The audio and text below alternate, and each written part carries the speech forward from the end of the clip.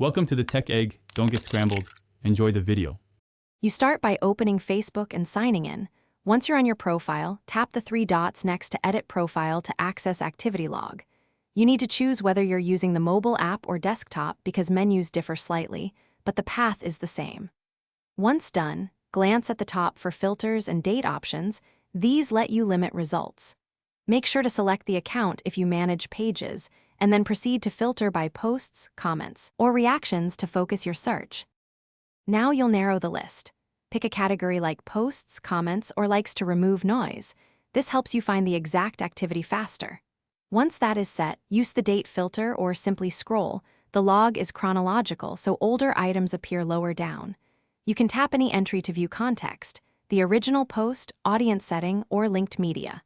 Make sure to inspect options presented per entry. You can hide, delete, or change privacy directly from the entry view if needed. Finish by managing entries. Select items for bulk actions or edit individual records to change visibility or delete content. You control your history here. Once edited, verify the change by returning to the filtered view to confirm removal or privacy updates. If you can't find something, search with an activity log using keywords, then check archived posts and manage history sections. These often hide content rather than delete it. If issues persist, log out and back in or update the app, because stale caches sometimes hide recent changes. Thanks for watching. Consider subscribing if I helped unscramble your problems.